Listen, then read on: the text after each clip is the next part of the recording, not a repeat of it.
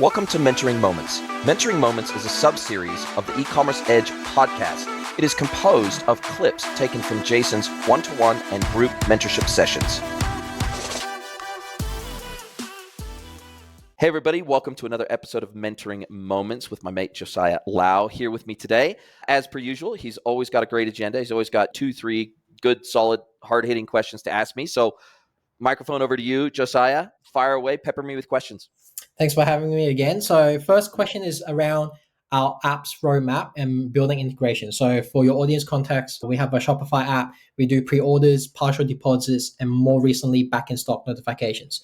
So now that we've built most of our play-to-play features, we're still trying to find our play-to-win differentiation. My co-founders are looking at where to best spend the time next. So I've been voting for them to research into point of sale and B2B. I know both have some overlaps, and that's obviously wholesale as well. They all have slightly different definitions. But Klaviyo integration has been acquired a few times, mostly by the medium to bigger brands who want to centralize their email activities and data there. So at a high level, what would your thought process and advice be for around the roadmap and building integration? So my last part, which will lead to my question, is integrations for the market we're currently serving. So B2C, it seems to be the logical next step, but we're also in a saturated category, app serving B2C. On the other hand, POS, B2B, it might be purple and blue ocean, but it's much less clear for us what we need to do and what the ROI timeline will look like because we're bootstrapped. Yeah, very good question. I think that for most app vendors, especially when they're young, the more integrations they have, the better with popular adjacent apps. And I think you've pointed out the fact that Klaviyo is a natural adjacency, right? Because at the end of the day, Klaviyo, I'm guessing, is the most deployed marketing automation platform for Shopify today.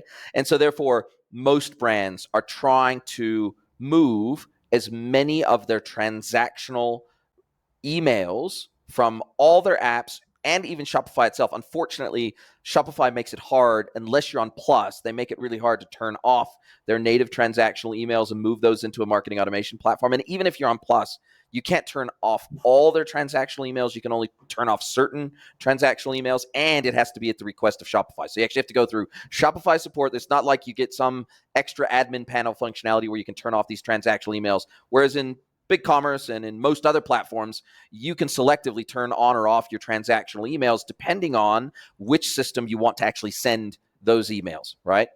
And this is a real problem for lots of platforms that want to take over sending the transactional emails, or platforms like Klaviyo that want to centralize. Ideally, they want to centralize every single email sent through their platform if they can, because you get a much more holistic view of email performance if you're sending not only your campaign-based emails, but also all of your transactional emails through one system, right? You can also do things like email suppression. There's all sorts of workflows and triggers and things you can do inside of a marketing automation platform that you cannot do if your emails are coming out of 5 different systems. And half of the challenge, and you've rightly identified, half the challenge with the app store of Shopify is the fact that every freaking app seems to want to send its own emails out, which makes sense, right? They have to have that functionality. If it's a customer-facing experience app, then they have to have a way to be able to communicate those experiences to the customer, whether it's a post-purchase experience app or whatever it might be. They have to have a way to be able to contact those customers. But that, by definition, creates a massive amount of fragmentation of where these email experiences are coming from, and you can rapidly get into a situation where a customer is getting overwhelmed with emails because you're not centrally controlling the amount of emails that you're sending through one choke point, so to speak. And so even if they unsubscribe from your marketing emails, there's probably other emails through your app ecosystem that they're receiving, and they're going, shit, didn't I unsubscribe from all this crap? Why am I still getting it? And so they oftentimes think, for example, let's say hypothetically, they subscribe to some out of stock emails, right?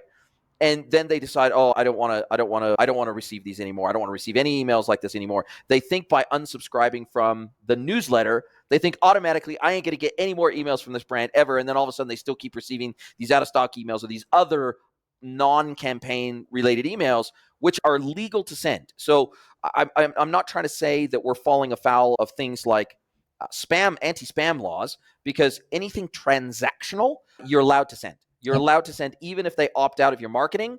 They can't, unless they ask you to delete your account with them.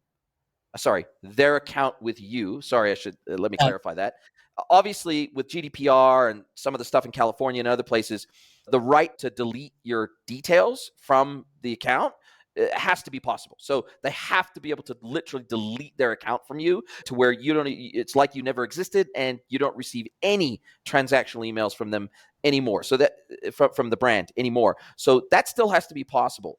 But what you've hit on is a very key thing that, for example, Shopify Flow set out to cure, right? So Shopify Flow is specifically designed to allow apps to share data with each other through a common interface, to be able to allow certain triggers or delays or suppressions, or basically you can do an almost unlimited amount of things with Shopify Flow. But one of the key functions that it fulfills is allowing apps to communicate with each other and to share data with one another. Not only does Shopify Flow help you create a better app experience for your customers that use your app, but it also allows other platform vendors and other app vendors to tee off of the data that you have available to create better experiences with their apps, including the likes of Klaviyo. Absolutely. So Klaviyo has a really unique way of being able to pull in event-based triggers, right? They call them metrics. I don't know why they call them metrics, but that's just their funny name for events, right? Event-based emails. The normal events out of the box that they pull in from things like Shopify are new orders, created accounts, subscribe to emails. I think, don't hold me to this, but I think they can even take over the reset password emails from Shopify. I'm not sure, because that's one of those emails that really needs to come from the platform. So I'm not sure about that. But there's a whole range of emails that Klaviyo can take over just when you turn on the app, because it pulls in all these default metrics based on webhooks and events that happen in Shopify that they're listening for. So they're listening for a whole range of events on the webhooks infrastructure of Shopify, and then that triggers off certain work and emails. For example, abandoned carts. It listens to that webhook. If somebody abandons a cart, then they can send out an abandoned cart workflow, for example. Or I've created an account, but I haven't ordered, or I've subscribed, but I haven't ordered to create an account. You can do all these custom triggers based on what's called these metrics. And so any way that you can pre-integrate your platform with these super popular communications platforms like Klaviyo, I would be looking at things like Klaviyo. I'd be looking at things like Lexer. I'd be looking at things like Digital. I'd be looking at both marketing automation and CDP platforms. Those are the two major platforms that I would be looking at potentially integrating and sharing data with, because that becomes very valuable data, not just from a communications perspective, but from an RFM calculation perspective, from a segmentation perspective. Your data, if somebody has signed up for a pre-order or has signed up for a back in stock email, for them to know about that is a very powerful profile attribute for them to have, to know that if they promote something to this cohort that has already signed up for pre-orders before, it's highly likely that if they do a drop-based scenario, for example, and they email those customers, then it's highly likely they will sign up. So this data that you are generating is super, super valuable to these other platforms, because it's valuable to the merchant to have it in those platforms. So whether it's causes a trigger or an action is irrelevant. Just having access to the data seamlessly in one place is really valuable to these brands. And I think also having an integration with platforms like Store Hero, those sort of mid-market analytics platforms for Shopify brands that just plug in via an app, and you turn them on, and all of a sudden they start giving you reporting. They start giving you insights around your unit economics and customer performance and all that stuff. I think that is also a natural adjacency, because again, that data at the customer level is super, super valuable in those environments.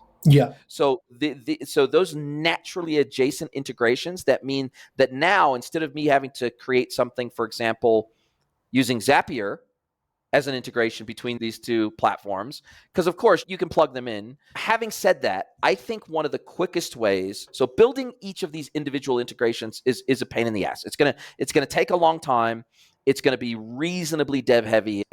You're going to have to decide, okay, do we do this with Flow, or do we do this via direct integration via API? How do we do it? How do we communicate this with those other platform vendors? Do we work on it together? Do we share dev costs? How do we want to approach this strategically is just as important of a question as which integrations we prioritize, right? Yes. How do we do it is just as important as which ones we do.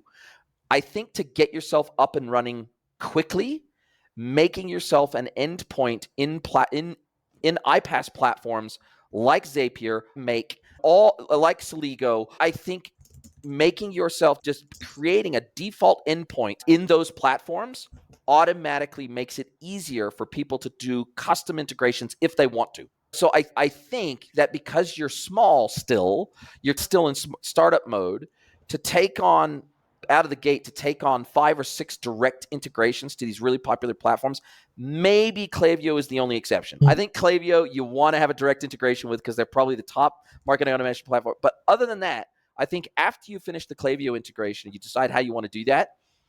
And I think you should probably talk to Klaviyo about this too, because they'll have ways that they recommend that you integrate with them. The next cabs off the rank should probably be iPaaS platforms, because it just means that any brand already using Zapier, Make, or Celigo, or any major iPaaS, Patchworks, or there's 10 top iPaaS platforms in the Shopify ecosystem. I think by making yourself an endpoint in that ecosystem, it automatically opens you up to integrating to lots of other things really quickly and easily. Yeah, amazing. And a lot of that, That's what I would look at. yeah, a lot of that all comes down to what's the experience for the merchants, and then obviously the end customers. I love that. Thank you. Totally. Yeah, 100%. And the cool thing is, if you're seen as one of the good guys, good girls in the ecosystem, where look, we're happy to share our data with you, then it's more likely that other platforms will share their data with you and contribute to your customer experience, because there are probably certain cohorts and segments of customers that, short of creating all of this data internally inside your platform, which you probably don't want to do, you probably want to just do analytics on customers that interact with your experience that you control. That's probably the only thing you want to run analytics on, because to build out a full analytics layer like what something like Clar or Store Hero or some of these other mid-market BI and analytics tools do, I don't think you want to do that. I think you'd rather get data from them and share your data with them. I think those kind of partnerships, those data sharing partnerships, would be super valuable for you. I love that. So that's the first question. Thank you so much. Second question, kind of related, because it's also trying to play nice with others and not being in our own silo. So second question is around the SaaS apps out there, and actually for us too, claiming ROI. So I see SaaS ads all the time, and even more so recently, probably because of Black Friday, using with 10x your ROI, or with 10x this brand's ROI through in X number of months or X number of weeks as their tagline, like very prominent on the ad, right in the face. So in our app, we know we also want the merchants to see the value of using our app. So in our app, we have a reporting dashboard that simply shows pre-order revenue, which products, which variants, so you can compare the performance. And now with the back in stock notifications we just launched, we also have direct last click purchases through our emails. And we also show that, oh, hey, this customer is a new customer that signed up through our widget, and now it has made a purchase that became a customer. So that's the gist of how we report. But I don't feel super confident, because when talking about ROI, if the merchant has never enabled pre-orders before, or they've never captured back in stock emails, which rarely for the latter anyway, then we can say, oh, how fast they broke even the cost. They've never done that before. Now they've made X amount of sales earlier. I'm also very mindful that if merchants don't find ways to drive traffic to the product pages themselves, then our app actually can't add value to them. So it could be like ads, affiliate, UGC campaign, whatever software they use out there. These costs will obviously eat into their ROI as well, especially when all these apps out there, they try to take a clip per sale, right? So it feels like the way I'm trying to talk about ROI with our merchants is very siloed. It's simply, okay, you've driven this amount of traffic, you've never done pre-orders before, now you've done X amount. So I feel like we're not playing nice with all the other tech stack out there and saying that, hey, yes, it's also being contributed by all these partners and software out there as well. So I'm keen to know, is there a flaw in my logic? And also, how can I improve the way I word this? Or like even like I'm stammering right now, right, with this question. So I feel like that's a better way for me to present this. Yeah, look, I don't necessarily have a problem if you are, let's say, I don't want to say, because it sounds nefarious the way I'm going to say this, but I don't mean it nefariously. I don't necessarily have a problem with you shaping the narrative around the ROI that you generate for a brand, so long as you are totally transparent with them about what you mean about or how you are arriving at those ROI calculations. So, for example, if you said we generate X ROI for brands that have never done pre-orders before and have never run any form of back in stock notification program, because it's a program, right? It's a program of communication.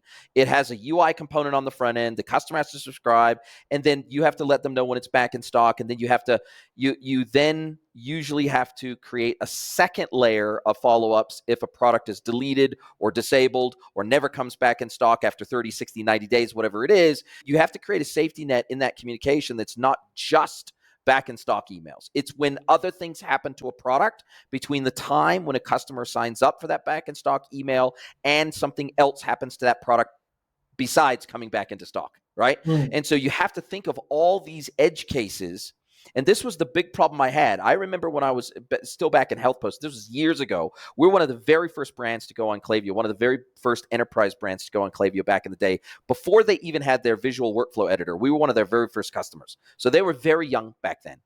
And one of the challenges we had when they came out with their back in stock notification workflow was the fact that it didn't take into account any of these other edge cases around products coming back into stock. And thinking about what's the user experience if this product never comes back into stock? Do we just never tell them anything? Do we never follow up? Do we never notify them? Or if this product is deleted from the catalog, or if this product is permanently disabled in the catalog, but it's still in the catalog, what do we do then? Like we were like, we can't turn this on because the experience is incomplete. And so we built something custom in the end. But my point being is that you guys have to think about all these weird and wonderful edge cases, even in the pre-order scenario, right? You got to think of these edge cases. What if I don't ever get stock of this product? What if for something happens and the factory burns down and it's a seasonal product and we decide not to bring it in because we couldn't get it in time for the season, so we're just going to cancel. We're going to cancel that product. There's lots and lots of edge cases like this that you guys have to think about in your platform, right? So it's not easy to just come out with new pieces of functionality without thinking of all the potential user experience ramifications that go along with that. So I said all that to say that you guys being cautious about how you communicate is actually strength. Being conservative in the way that you communicate, so long as you're transparent about that. I just think that transparency in everything is going to win you massive brownie points with your customers. Yeah. So I think I don't really have an issue if you say, this is our ROI, this is our average ROI, but this is how we calculate it, and this is the baseline expectations that we use when calculating it. Yeah. Okay? I don't think that's lying. I don't think that's deceptive. I think it's honest, whilst also being as transparent as you can be in how you arrived at those numbers. Yeah. I think as long as you're transparent, that's cool. Every single platform wants to claim sales. Yes. Every single platform wants to grab conversions. Even Meta and Google want to claim every single conversion that converted off of them sending traffic your way, even though it might have been the second or third touch before it hit that platform. They all want to claim the conversion, right? Because if you calculated all the referral platforms out there and the conversions they claim, if you looked at all the conversions that Meta claims and all the conversions that Google claims and all these other platforms claim, the reality is you'd have 10 times the conversions that you actually have in terms of transactions, which is why platforms like Northbeam and Triple Whale and everything else, these specific attribution platforms are designed to basically dedupe that, and to be able to look at multi-channel attribution and apportion a percentage of the attribution to where it belongs, because it's very rarely one single platform that contributed to the conversion. It's oftentimes 4 or 5 platforms that contributed to the conversion, and so therefore maybe it needs to be split up 20% needs to be attributed to 5 different platforms, right? Very rarely, even in your case, very rarely can you claim 100% of the conversions that you generate, because the way that the person even got to that product page was probably through Google or Meta or a referral or an influencer or something. Yeah. So the reality is your data is never going to be 100% accurate, but neither is Meta's, neither is Google's, nobody's data is perfect. Even Northbeam and Triple Whale are not perfect in the way that they calculate attribution, but they're better because they can track more stuff, right? And so I just think that I wouldn't stress too much so long as you're transparent about how you're arriving at your calculations. That was a very long-winded way of saying that last sentence. No, that was good. Thank you. That was informative. Okay, next question is around when to introduce B2B to a B2C or DTC business. For audiences that have listened to some of my previous questions before, anecdotally, our app has been receiving inquiries around doing pre-orders for wholesale and B2B. And I've personally seen an increase among B2C and DTC businesses wanting to offer wholesale for their stores, thinking it'll be an additional revenue stream. Now, they in my conversations, they call it B2B. I think it's slightly misdefined because I know there's different definitions and they're more so referring to B2B wholesale. But it seems like these DTC or B2C businesses, they're simply pushing down their cost per unit pricing in hopes of doing volume deals. That's based on my observation. So I want to hear advice and thoughts on this aspect, please. Like, are they doing the right thing? Are they having the right thought process? And either way, when should a B2C or DTC business introduce B2B? Yeah, so anytime a brand is selling to a business, that's B2B. If they're selling to an end customer, a single individual, a private purchase on their private personal credit card or direct credit or whatever payment, that's B2C if they're selling other people's stuff, and it's D2C if they're selling their own stuff. And so I think that when these brands want to dip their toes in the wholesale waters, or they want to validate the market, they usually have had some kind of indication that there's some kind of a market there to sell in bulk. And the only people that really want to buy in bulk are businesses, right? Whether that's to internally use in their own business or to resell those products. Either way, it's businesses that buy in bulk. It's not usually individuals, unless it's a consumable. And you think of Costco buyers, right? I'm buying in bulk when I go to Costco because I get a freaking good deal and I'm an end consumer. But other than scenarios like that, with consumables in particular, where they're maybe buying in bulk, they're buying a 2-kilo jug of creatine or something like that, that is bulk to an end consumer. But outside of those unique scenarios, almost all bulk selling is done to businesses, which makes it B2B by definition. Now, usually when a brand decides to dabble a little bit more in those waters and try it through their existing B2C or D2C store, what they'll often do is they'll set tiered pricing to start off with. So platforms like Shopify, BigCommerce, etc., they allow you to very easily set tiered pricing. What do I mean by tiered pricing? 0 to 5 units is X price per unit. 5 units to 10 units, X price per unit. 10 units to 50 units, X price per unit. 50 units plus, this is the X price per unit, right? That is very easy to set up. It takes 5 seconds via a CSV upload, right? So usually when brands start seeing people buying their products in bulk, and oftentimes it's a scenario where they see a big secondary market for those products. So let's think about sneakers, right? Yeah. There's a whole underground sneakerhead resale market. Yes. Right. And those kids buying those shoes in bulk, they're not businesses, they're individuals, but they want to buy in bulk so that they can resell and make a margin on that, right? Now, maybe eventually they become a professional business, a registered company paying tax and all that sort of stuff. But a lot of this stuff just gets done under the radar, and it's hard to track what we would call the gray market. It's not a black market because they're not doing anything illegal. They're not taking fake shoes and passing them off as real Nikes, but it's a gray market, right? So they're selling into the secondary market by buying in bulk. This is where we see this most often come up, where a brand pops off, a new brand pops off in terms of popularity, They don't traditionally sell wholesale to other retailers or other B2B businesses, but they start getting massive amounts of bulk orders. And then maybe they'll get an email from somebody and say, hey, look, if I buy 10 pairs of these Nike Air Force Ones, will you give me some sort of a deal? And 9 times out of 10, if it's a really high in demand product, they'll say no, just pay full retail, and then you'll be lucky you get that size allocation to begin with, and you can go sell it at a markup.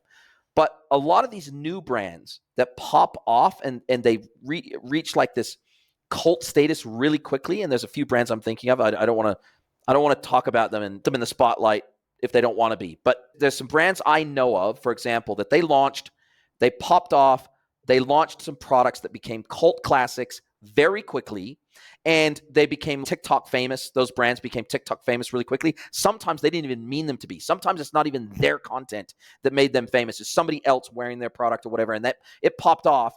And then one of these kids discovers, geez, okay, if I can get my hands on this whole size range, I'm gonna make a fortune on this, right? But in the secondary market, right? Yeah. Whether that's in their retail stores, because some of these kids, they'll set up retail stores. They'll set up these retail stores where they sell rare and collectible products and ranges and brands that are really hard to get their hands on. And they'll queue up for physical stores to buy the product at Nike stores and all that sort of stuff.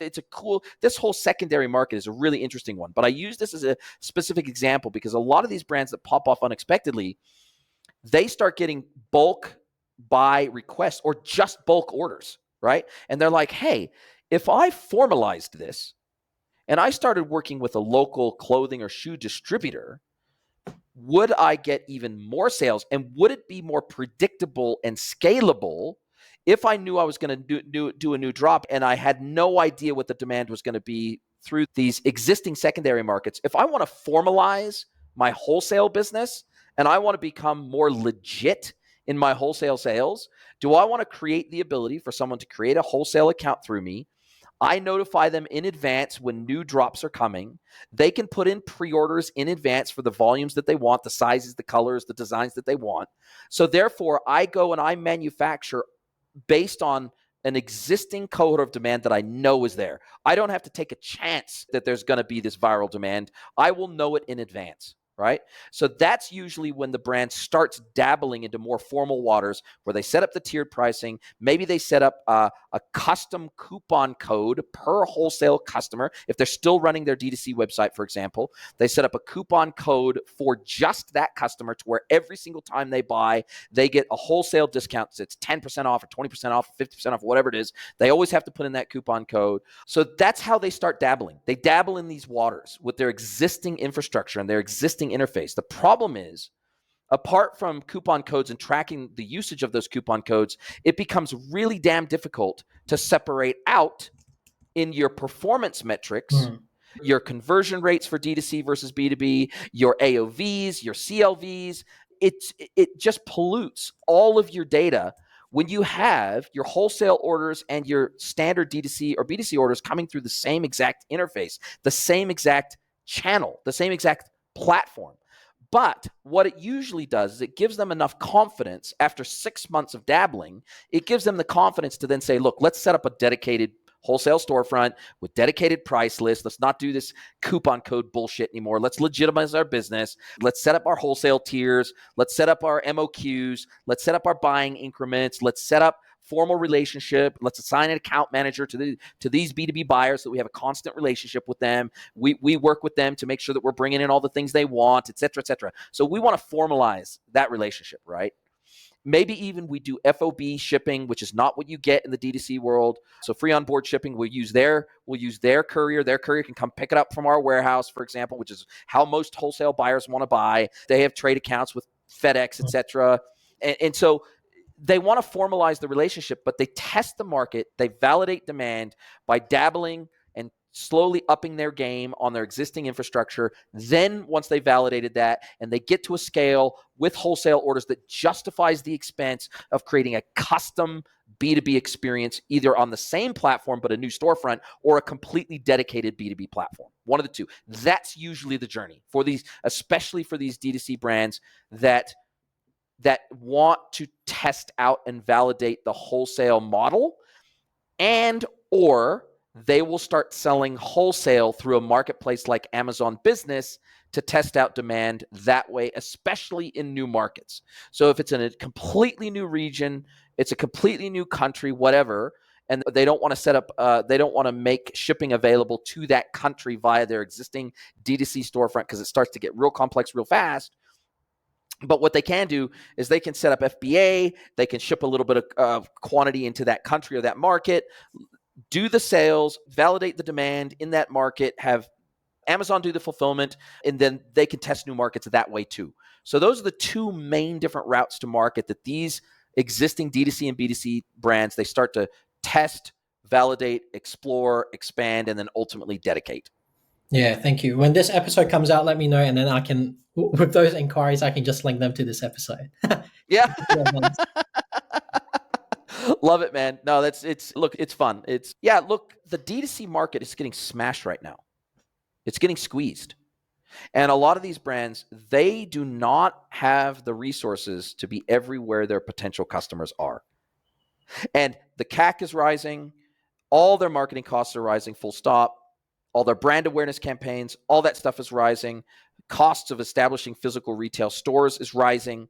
The reality is that D2C is a channel. It is not a business model. And a lot of the brands that tried to act as though D2C was a business model have gotten a short, sharp shock, including Nike, which is why their CEO had to freaking resign, because they've had to eat a bunch of crow and eat a bunch of humble pie and go back to a lot of wholesale accounts that they canceled, small and mid-market wholesale accounts that they canceled, because D2C didn't work out as well as they said it would or thought it would. So and if Nike has to go crawling back to wholesale accounts and reestablish those relationships and those routes to market, if they have to do it, then the rest of us have no shot without being truly omni-channel. And so in the D2C world, I don't think it's good enough to say we're omni-channel. Oh, we've got some physical stores. We sell through our own D2C website. We sell through Amazon and eBay. I don't think it's good enough to say that anymore. I don't think that is going to work moving forward. I think in almost all cases, they're going to have to establish strategic wholesale partnerships to survive moving forward. That is true omni-channel for these D2C brands. Yeah, they don't think about distribution, but exactly like I said, they treat it as a business model. Man, awesome chat. Fantastic questions. Can't wait to catch up again in a couple weeks' time. Thank you, Jason. I'm here with my mate Theo, and he's got a good agenda lined up for us today. He started his new partnership role, and so he's got a lot of questions, I think, that are really focused on that partnership space, what that looks like, what building a partnership model looks like, how can we service our partners, how can we make it valuable for both sides, where it's a win, and ultimately a win for the end customer. Over to you, Theo, to hammer me with questions. Cheers, Jason. I guess today I picked out 3 of my projects that I'm trying to work on within the context of a new partnership role within a tech partner. So previously I was obviously agency side, so I try to have that mindset around how I can make it engaging and try and maximize the value that we're driving, but still there's a lot of new things to cover. So first project I'm working on is developing a strategy around spiffs and how we can incentivize sort of individual people within the agency teams if that's something that they would. So rather than just paying a referral agreement to the agency as a whole, or even a tech partner, because particularly tech partners, I think, don't care about that extra revenue. But I think the individual salespeople or account managers can be motivated. I guess my question around spiffs is, how have you seen them implemented or applied in a really beneficial way? Certain things to consider if I was building out this, and would you just go for smashing it out to everyone or be a bit more specific with them? Look, I have never seen, in my 24 years in this industry, I have never seen individual spiffs or things. It's always an agreement with the company that is doing the referral, not the individuals inside the business that are doing the referring or are your primary point of contact or whatever. Because remember, those people can come and go from those agencies, they can come and go from those businesses, etc. But what I have seen is not so much blatant spiffs in terms of, oh, here's an extra $500 or whatever it is. I have seen invites to specific events, things like ball games, rugby games, whatever, or specific partner events that you're putting on that you're getting your partners to, who gets invited from that side is typically either the agency principal or your primary point of contact that's pushing your technology or your product or your solution into the market on behalf of that agency, right? And so that I have seen really, okay, cool. If you're my primary point of contact within this agency, then you're the one that gets invited to all the events, the activities, the junkets, the trips away, the special events, the activities, the events that you might run around, say, a conference. You might have an after party at a conference or a pre-party at a conference or a partner breakfast before a conference event or something like that. Then that is the benefit that those individuals who are driving the relationship, that's where they get those additional benefits, right? The commercial benefits, the direct commercial benefits, the commissions or the rev share, whatever it is that you typically have as part of your referral partnership agreements, that accrues to the agency itself, like the company itself. But the side benefits usually accrue to the primary point of contact of the person that is really driving the relationship from within that company. What do you think then about flipping that on its head and paying, like you said, a 500? I've seen a few companies doing it. And what's your take on incentivizing an account manager with a £200 Amazon voucher for a demo booked and stuff like that? Because like I'm very much trying to get beyond the initial point of contact that you referenced there. And that's sometimes a challenge. A lot of times they gatekeep. But I think do you imagine that being successful? Yeah, look, I think that's probably an easy giving, like something like an Amazon voucher is a much easier way to go about incentivizing those individuals within that business to help promote you, to help push you, to learn about your product and platform, to engage with you on a more intimate basis, to come to your lunch and learns, all that sort of stuff. Obviously, if you incentivize them, and I've even seen, having said what I said before, what I have seen is I have seen, like, for lunch and learns, for example, everybody that attends, we're going to get Uber Eats for everybody. So I think that there's probably ways, apart from just putting cash on the barrelhead, that they then have to think about, am I going to get taxed on this or whatever it might be? Like, or is this should I be giving this $500 to my boss because I'm working on behalf of the company? I think that doing things that don't have a direct, okay, here's cash coming into your bank account effect, I think that's probably an easier thing to deliver as part of that relationship building effort. That is a much smarter way to go about it than a straight up like cash spiff. I would agree with you. Yeah, no, for sure. And you mentioned like lunch and learns there, and I think that was again like the second project being like 3 weeks into a role. Obviously, now I'm engaging with all the agencies in my network, lining up lunch and learns, and even putting some on for our own team with our tech partners, right? So it's like my next question was like, how the hell can I make these things more engaging? Because I've seen it like 100 times, and it seems like people are putting less and less effort into it. I don't want to Yeah. follow that grain, and it's just something that is like a box ticking that I feel is having less and less impact because every sales team is doing so many of them. Then it's like they stop paying attention, particularly if they can't really captivate them. So yeah, how do you differentiate yourself when you go in to meet a team and they've probably had 10 of these in the last couple of months? Yeah, look, there is no easy answer to this. I think it is a long-term play that you just have to be consistent with it. And what I've seen is that the challenge that a lot of tech vendors have is they'll do one lunch and learn a year with their partners, for example. I think you need to be scheduling stuff in, like, at a bare minimum quarterly, and you need to just get it in the calendar. Like, by the time you have finished one lunch and learn, you need to get the next quarterly lunch and learn, like, in everybody's calendars, and you need to get it in there as soon as possible so that they don't have an excuse. Because if you try to get it into a calendar a week before, 2 weeks before, whatever, these people are busy people, right? And so if you can just have the next 4 quarters worth of lunch and learns booked with these people and it's in their calendar. They know it's coming. They know they're going to get lunch. They know they're maybe going to get, I don't know, maybe you give every single individual that attends a $20 Amazon gift voucher or a $50 gift voucher. So you incentivize them individually to attend, not just because the lunch and learns that people attend as individuals, the value accrues primarily to the agency principal, the agency.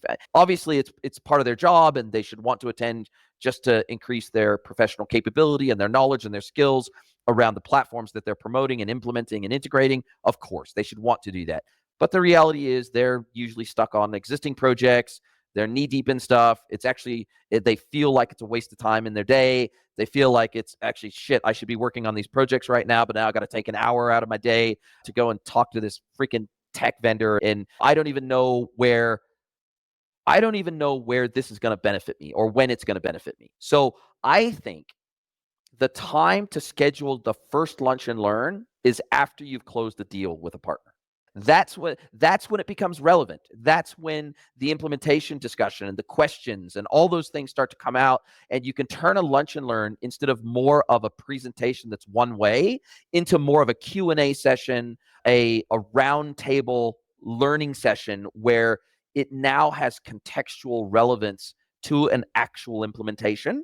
And sure, you're going to make your tech people available to them for sporadic on-demand calls, of course, where they might run into challenges, and maybe you've got an upskilling program, a formal training certification program, whatever you got. That's all fine and good, but I think being able to talk in a roundtable type of scenario, but with the context of some existing implementations, projects, or prospects, at the very least, some prospects, that all of a sudden now starts to have relevance to their day-to-day.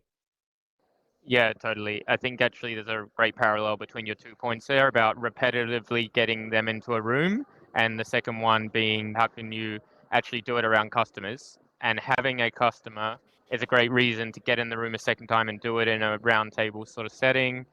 I think that's actually something that I will try to apply, because I think I agree with your point of regular touch points, quarterly at least, but I think as a partner manager, it can be difficult to get that commitment. But if you set it up as we're spitballing ideas around, or how did the implementation go, we're talking about that, I think it's not such a hassle. We're working about how we can build a partnership, which is obviously best for everyone. Love it. The last sort of question, and again, you touched on it very briefly there, was around partner certifications. That's the third project I'm working on at the moment, and we are trying to build, we have a certification, and by that a logo that partners can earn to show that they are experts in Big Blue, which is the company I work for. But we need to develop in our training around that. So I'm wondering if you know any tools specifically where you could run those trainings, if it's a case of just giving them access to an ocean thing that they need to work their way through. How do you manage that and ensure that they're getting value and actually differentiating themselves from anyone else that could read about your company?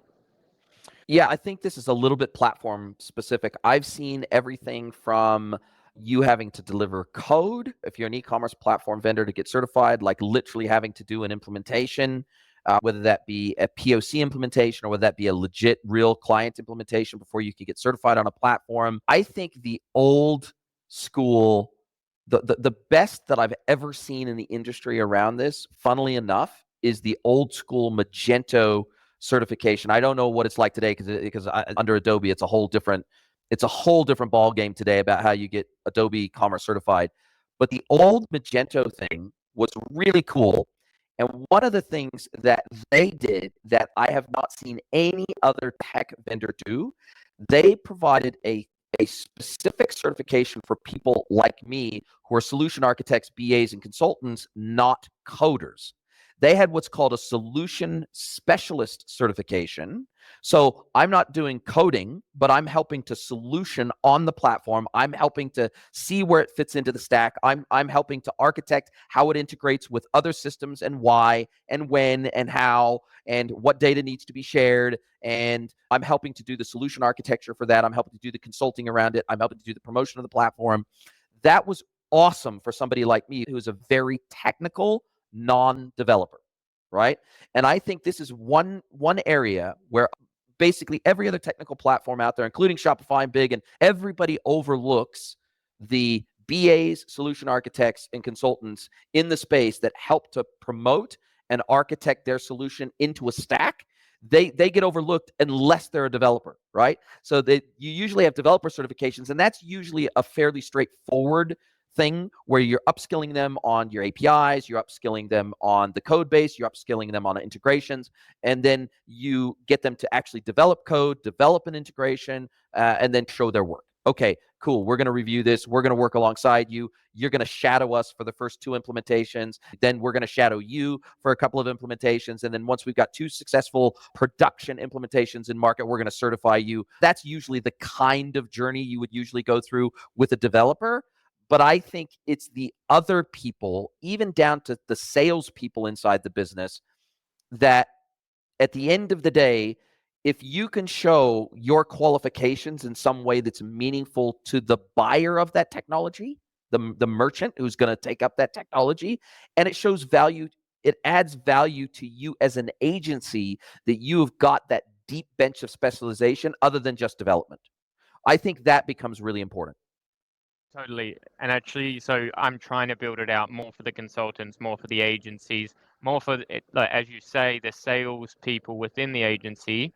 So it needs to take a different form than being actual delivery. But it gave me the idea that maybe they can be, as you mentioned, involved in the onboarding, shadowing the onboarding, then maybe delivering the onboarding, perhaps. I don't know if that could be the last phase of it, because that's almost the equivalent of developing your code, doing an implementation on a technical sense. So yeah, interesting and thought-provoking for sure. That's all I had from today's notes, but I think that was very thought-provoking.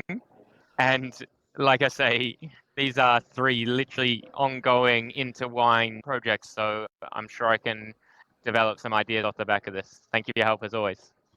Love it, man. You always come with a great agenda and some really thought-provoking questions that I've got to probe back into my memory of some of these engagements that I've had over the last 24 years with vendors and with partner managers on the vendor side, the tech side, and think what's worked, what hasn't worked, where I think they could have improved, who's winning in the market, who's losing in the market, and why. So yeah, really appreciate the thought-provoking questions as well. It's awesome. If you'd like to get mentored by Jason for free, head over to greenwoodconsulting.net, scroll to the bottom of the page, and click Get Mentored by Jason.